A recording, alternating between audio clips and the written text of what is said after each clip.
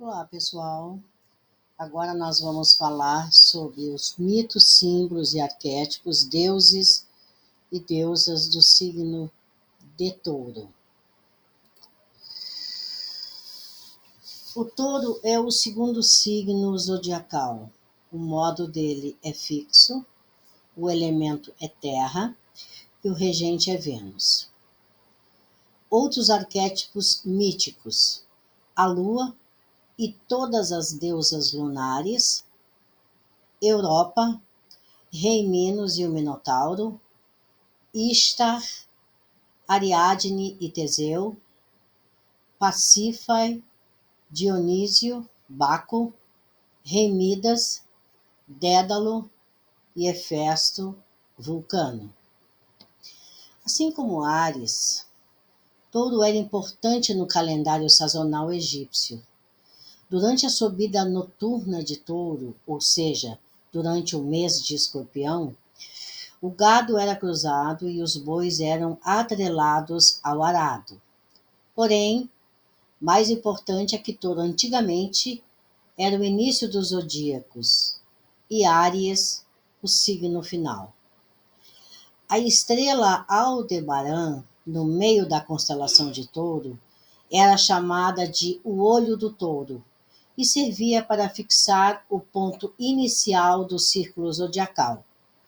Isso indica que o zodíaco, e talvez a própria astrologia, passou por seu período de formação quando o equinócio de primavera ocorria então em Touro.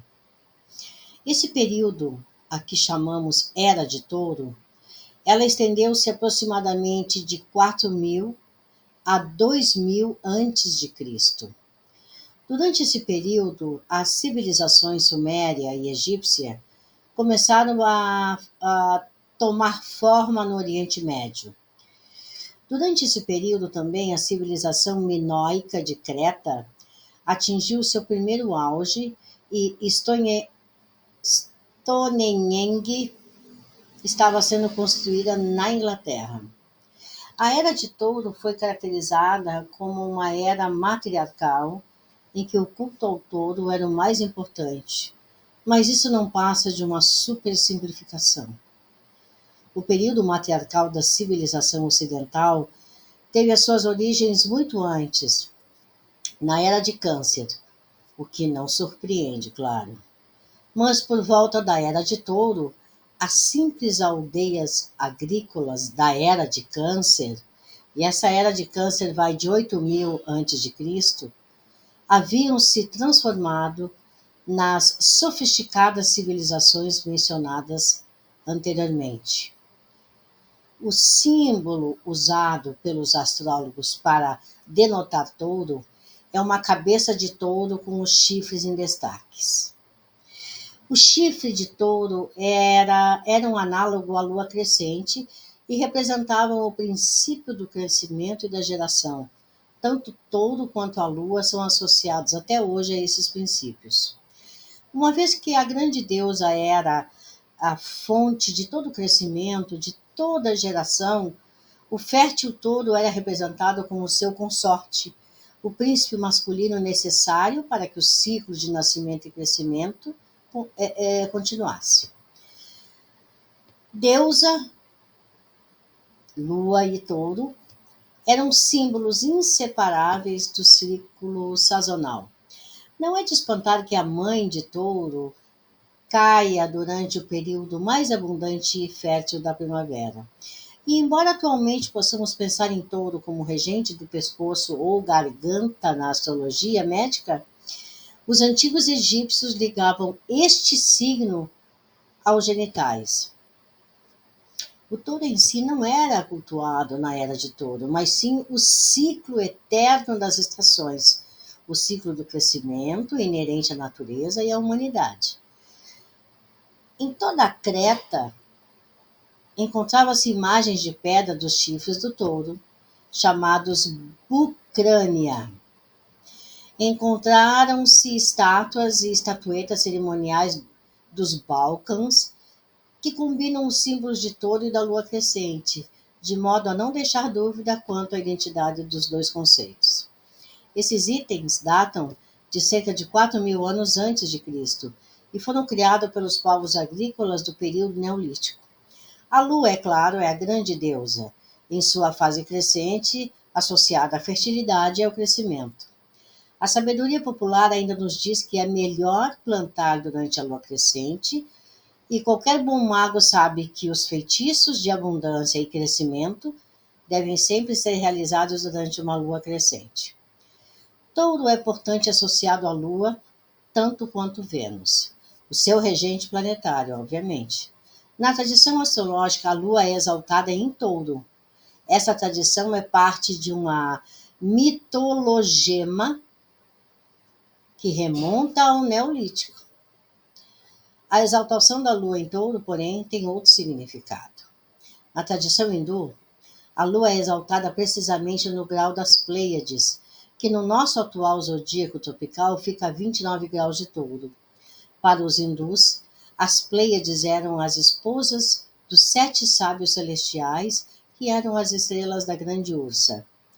As Pleiades são famosas no mito hindu por educar o deus da guerra Marte quando era criança. Já no mito grego, as Pleiades são as filhas do titã Atlas, que carrega o mundo nas costas. Todos esses mitos afirmam as qualidades taurinas ou lunares da criação ou do sustento. Touro era regido por Vênus, Afrodite, no sistema olímpico, e manteve essa regência quando as divindades planetárias receberam seus signos zodiacais. A ligação mítica entre a deusa do amor e o touro é realmente muito antiga. O épico de Gilgamesh babilônico, que provavelmente originou-se na Suméria, conta como Ishtar, deusa do amor e da batalha, enviou um touro para atacar Gilgamesh, que, como campeão de ordem patriarcal, era inimigo da grande deusa. O mito grego também liga a grande deusa com o touro. Um dos mais famosos casos amorosos de Zeus foi o rapto da donzela Europa, filha do rei da Fenícia.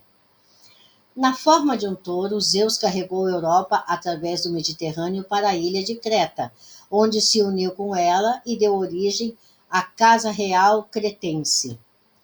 Já que a palavra Europa vem daí, fica claro que Europa é a deusa-mãe dos povos da Europa, que foram trazidos da Ásia nas costas do seu animal sagrado, o grande touro.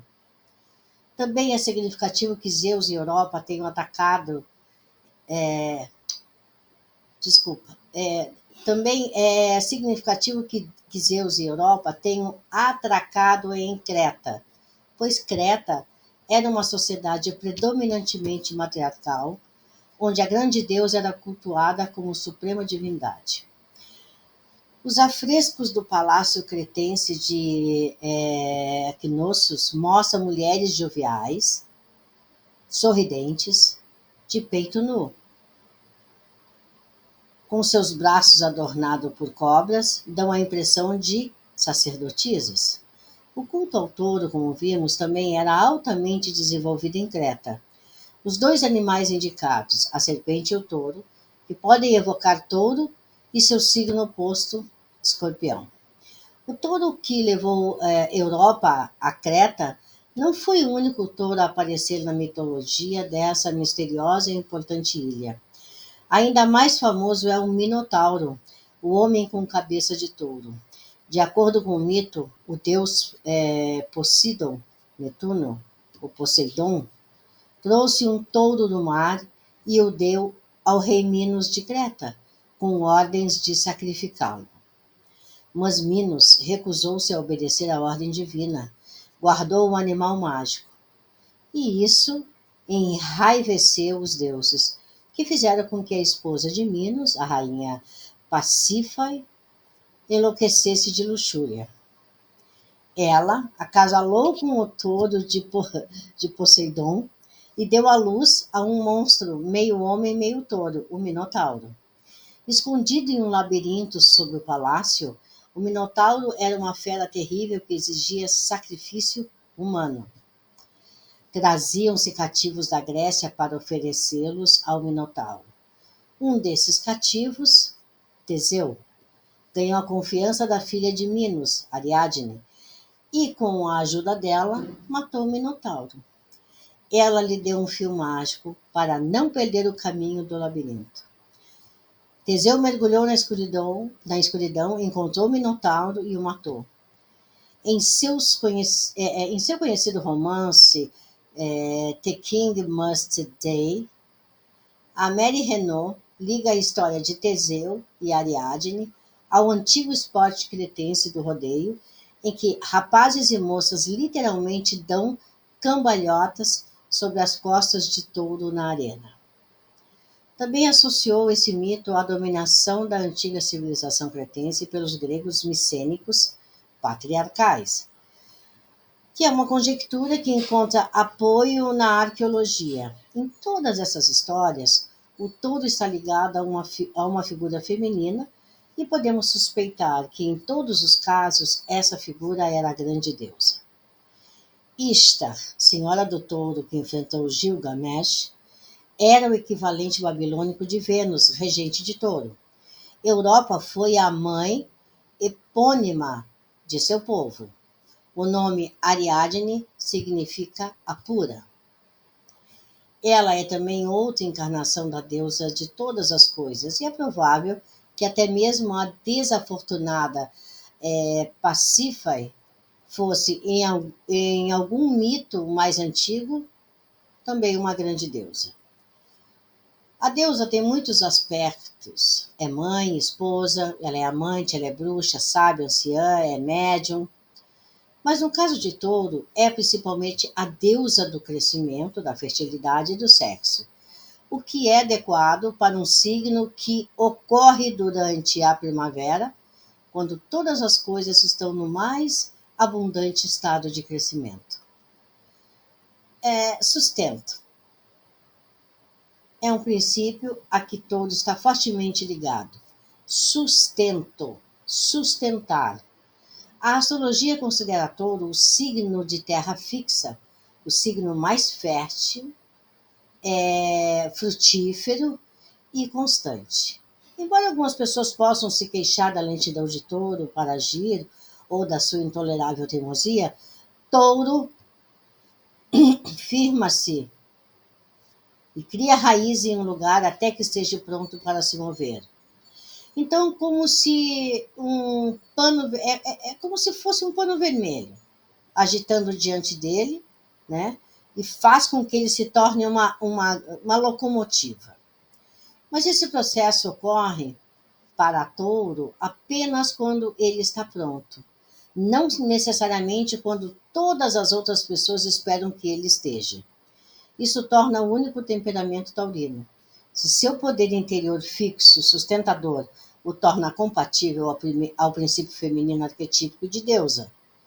Já na astrologia moderna, compara touro à fixidez, a fertilidade, a fecundidade e a segurança. Todas as energias que de alguma forma se relacionam às coisas que crescem na Terra. Tudo isso, embora nem todo touro seja um jardineiro, é verdade que as suas vidas são paralelos próximos à natureza. No ciclo primaveril taurino, é importante que se plantem sementes, assim como se certificar de que a coisa certa será plantada na época certa. Não se pode plantar flores durante o inverno. A semeadura deve ser regada e receber a quantidade certa de luz e de alimento. Os taurinos recebem essas tarefas e durante o seu ciclo primaveril, a sua competência em sustentar a jovem plantação, esperar e observar pacientemente o seu crescimento é mais importante que a expectativa por resultados instantâneos. O ciclo de verão é associado com uma tranquilidade de existência que muitos taurinos tentam entender para além do tempo normal. A tranquilidade de sentar-se confortavelmente ao sol e banhar-se nas riquezas da beleza que os rodeia, observando a vibração da cor e a abundância com que a natureza recompensou por seu cuidadoso plantio e cultivo. Colhem os deliciosos frutos ao seu alcance. Mas isso também deve passar. E com a aproximação do outono, vem a colheita e a estocagem para o inverno, assim como a comercialização da riqueza daquilo que plantaram. Nesse meio tempo, preparam-se para o ciclo minguante. Durante esses períodos, os taurinos devem construir os seus celeiros para o inverno, que vai se aproximando, preservando cuidadosamente seus bens e distribuindo-os de forma sábia para enfrentar o frio que virá. Durante o inverno, eles não podem continuar a produzir ativamente um novo capital, mas estão internamente concentrados na infertilidade das árvores que demandam uma poda, obviamente no solo que descansa sobre o gelo. No tempo certo, eles emergirão novamente com a primavera. Quando o touro vive sua vida de acordo com as quatro estações, ele vive em harmonia com a sua natureza. Como o touro é um signo fixo e nem sempre flui livremente de acordo com as marés das estações, ele fica frequentemente atolado na vida. Ficar impaciente porque a árvore não está dando flores no inverno não fará com que o fruto apareça nessa época do ano. A paciência e o conhecimento interior de que, para tudo há uma estação, são os maiores dons de touro. E a capacidade taurina de armazenar ou consumir quando necessário é uma habilidade igualmente valiosa. Embora as regências planetárias sejam usadas em astrologia para ligar um planeta a um signo, não são de forma alguma esculpidas em granito, e há muitas figuras mitológicas que podem ser associadas àquele signo. Na verdade, Touro tem mais associações míticas que qualquer outro signo do zodíaco. O regente de Touro é Vênus, por causa da associação de Vênus com o amor e a fertilidade e a adoração à grande deusa durante o período taurino. Vênus relaciona-se às habilidades artísticas que tantos taurinos possuem. Os astrólogos gostam tanto de caracterizar os taurinos como trabalhadores e materialistas que com frequência se esquecem de apontar as realizações artísticas desse signo, especialmente no campo da música, mais especificamente no campo, porque todo rege a garganta e muitas cantoras de ópera têm o sol ou um ascendente em touro. Shakespeare era de touro. E nenhum escritor em nenhuma língua glorificou mais a natureza do que ele. Cada árvore, arbusto, pássaro, animal e padrão climático da Inglaterra é adoravelmente descrito em suas peças. Como deusa do amor, Vênus pode incorporar diversos aspectos de relacionamento. E Gaia, o símbolo da Terra, já foi discutida como um arquétipo taurino adequado. Aqui em Touro, devemos considerar também as duas figuras femininas do mito de Teseu, Pasífae e Ariadne. Pasífae enlouqueceu de luxúria. As premências sexuais são características de Touro, assim como de seu signo opositor, Escorpião. Ariadne segurou o fio que permitiu a Teseu encontrar em segurança o seu caminho no labirinto com a luz de uma rocha. Uma bela imagem vista que a psicóloga Irene Clédemont de Castilhejo, ela nos fala que o homem interior, o ânimos de muitas mulheres, com frequência aparece em sonhos como um portador de tochas. Realmente, taurinas fortemente sob a influência de Vênus podem tornar qualquer homem um portador de tochas, pois tem capacidade de guiar o homem que amam por um labirinto pessoal em que os demônios são encontrados e vencidos. Esse tipo de Ariadne, acima de todas as outras mulheres, elas inspiram os homens, despertando seu herói interior. Mas as mulheres que confiam em sua beleza ou suas relações íntimas para definir a si mesmas pode terminar num dilema similar ao de Ariadne, que Teseu abandonou cruelmente na ilha de Naxos quando não quis mais saber dela. Contudo, Ariadne encontrou a sua completude através do êxtase espiritual e criativo, pois se tornou noiva de Dionísio. O próprio Dionísio está ligado ao arquétipo taurino, e alguns astrólogos supõem uma, um planeta chamado Transplutão, ou Baco, que é o nome latino de Dionísio, que associam a touro. O rei Midas também simboliza alguns dos aspectos mais extremos de touro. Era um rei da Frígia, amante também dos prazeres, cuja única ambição da vida era obter ouro. Quando teve seu desejo realizado, ele se tornou uma maldição. Tudo que tocava, incluindo seu alimento, vestimentas e mesmo a sua filha, se transformava em ouro. O arquétipo do mestre artesão é também essencialmente taurino.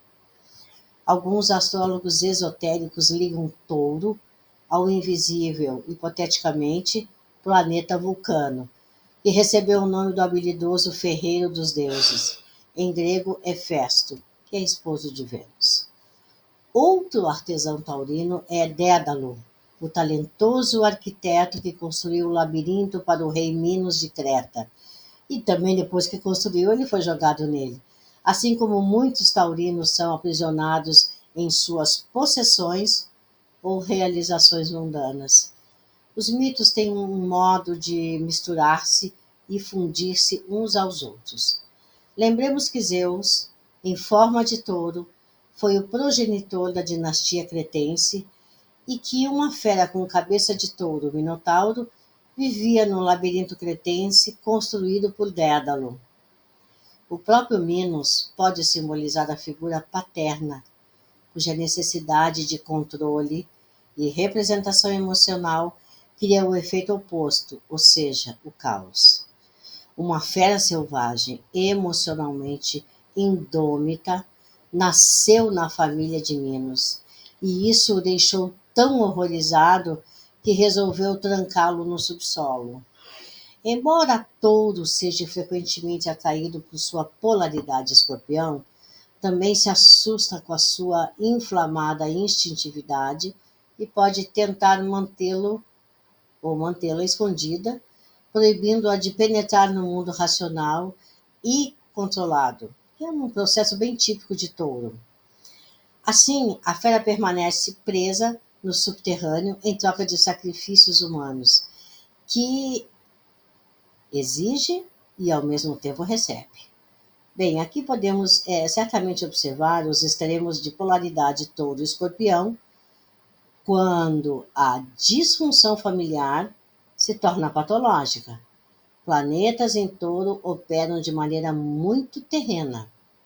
A natureza dos planetas será harmonizada por sua afinição com os ritmos naturais da Terra ou impedida por esses mesmos ciclos. O Sol pode concentrar a sua atenção nos aspectos físicos da Terra, fixos de touro, que se dá estabilidade, segurança, fertilidade, o que quer que seja necessário para atingir esses objetivos. Essas pessoas também podem ser dotadas de habilidades criativas e procriadoras. Precisam, porém, ter cuidado para não banhar a terra com fogo solar em demasia, ou seja, excessiva intensidade. Revolver demais o solo, esperar muito e cedo demais daquilo em que trabalharam. A Lua e a Terra, obviamente, né, estão aqui em seu melhor momento. E os seus nativos seguem o seu próprio ritmo natural de 4 fases distintas. A Lua a cada mês e a Terra a cada estação. Isso é muito semelhante aos ciclos da natureza. Pessoas com a Lua em touro precisam passar algum tempo no jardim, removendo a sujeira Elas passam muito tempo no jardim, depois elas passam muito tempo também removendo a sujeira das unhas. Ou, na ausência de um jardim, gozar de prazeres suaves, relaxados, terrenos. Ervas, incensos, massagem, música, comida e vinho, ou uma caminhada pela natureza serão bem-vindos. Mercúrio em Touro ou na segunda casa pode ser bem enraizado, mecanicamente competente e um tanto cauteloso, embora sua natureza livre possa ser maculada pelas preocupações mundanas de Touro. A ligação entre Mercúrio e o regente de Touro, Vênus, pode compensar pelo excesso de labor, concedendo uma natureza paqueradora ou artística. Bem, a própria Vênus em Touro fica livre para lidar com as suas necessidades de prosperidade, de sexo e de amor de forma bastante liberal, já que está em seu próprio signo, né, nutriz e sustentadora. Já Marte traz um senso de motivação e aplicação energética à necessidade taurina de construir e sustentar o futuro. Embora a síndrome de terra crestada, digamos assim, seja aqui um perigo ainda mais iminente do que como o Sol. Ceres em Touro têm a necessidade de estabelecer a segurança material e ser uma boa provedora. Assim como com os tipos lunares, essas pessoas prosperam no jardim ou na cozinha. Palas Atena, por sua vez, parece estar em uma cadeira de roda quando ela está no signo de Touro. A sua natureza é mais apta a voar livremente, como o Mercúrio, pelos ares, né, recebendo informações em uma fração de segundo. Em Touro, ela precisa esclarecer cuidadosa, paciente e claramente os seus conteúdos de forma sensata. Na melhor das hipóteses, as suas impressionantes ideias e invenções podem ser aplicadas à própria Terra, como quando Atena produziu a oliveira para os atenienses. Juno em Touro valoriza o companheirismo, e essas pessoas trabalharão com diligência para manter relacionamentos monogâmicos, tendo dificuldade em abrir mão deles quando necessário. Vesta, em Touro, pode ser singularmente concentrada em desenvolver qualidades pessoais altamente valorizadas no mercado. Pessoas com Júpiter em Touro ou na segunda casa podem descobrir que têm o toque de Midas natural, mas que devem tomar cuidado para que a sua habilidade não os consuma, como ocorreu com Midas. Pode haver aqui um conflito entre a Terra, Touro, e o Fogo, Sagitário. É preciso cuidar para que a energia vital, ou o espírito da pessoa, tenha inspiração suficiente para buscar os reinos mais elevados e não ficar preso apenas à produção de bens materiais. Dédalo é um bom exemplo disso, pois foi capaz de construir as ferramentas que lhe permitiram escapar de sua prisão material. Saturno em Touro pode trabalhar duro para obter os seus ganhos, mas certamente esses ganhos ficarão acessíveis com a tendência de Saturno para a administração e a autoridade sobre o reino terrestre. Quando Quirón está na segunda casa, há uma frequência, um produto, há com frequência, aliás, um profundo conflito, né, sobre o que deve ser valorizado. E se o curandeiro ferido for muito forte no mapa natal, é possível que a pessoa se descubra em uma profissão curativa ou até auxiliadora. Urano empresta o fogo de Prometeu a todas as questões de dinheiro ou recursos pessoais, mas os nativos com esse posicionamento também têm a probabilidade de ter um histórico empregatício, errático ou de viver de modo incomum ou excitante. O comportamento de Netuno e Plutão em Touro pode ser mais difícil de localizar, já que esses planetas exteriores e lentos são ligados principalmente a padrões coletivos de significância cultural em um certo contexto temporal. Plutão esteve pela última vez em Touro durante a época vitoriana, de 1852 a 1884, e Netuno durante o mesmo período, 1874 e 1888. Lembremos-nos de que essa época produziu em nosso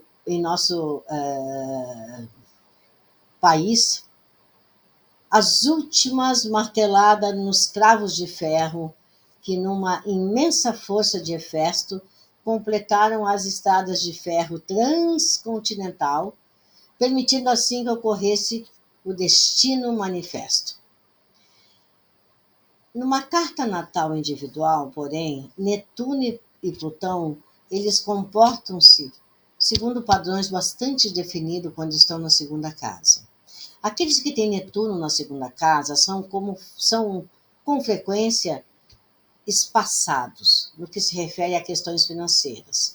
O dinheiro escorrega por entre os seus dedos como água, porque realmente não se importam com ele. Como os tipos quironianos, né, pode encontrar suas melhores opções nas profissões de cura ou de auxílio. Plutão na segunda casa está em sua localização de detrimento acidental. Esses nativos podem tornar-se milionários, mas, como Midas, podem ter que pagar um preço moral por sua riqueza, especialmente se não forem muito honestos ao adquiri-lo. Se Touro é fortemente enfatizado em seu mapa, recordamos que você se familiarizará com alguma dessas histórias míticas para melhor compreender as energias com as quais você vai trabalhar ou vai localizar no seu mapa. Acima de tudo, lembre-se de honrar os ritmos naturais de seu corpo e afinar-se com a lua, pois porque ela intuitivamente guiará a alma do seu corpo e as funções naturais da vida, ajudando-o a conscientizar-se e concentrar-se sempre em seu centro de gravidade. Muito obrigada e um fortíssimo abraço a todos.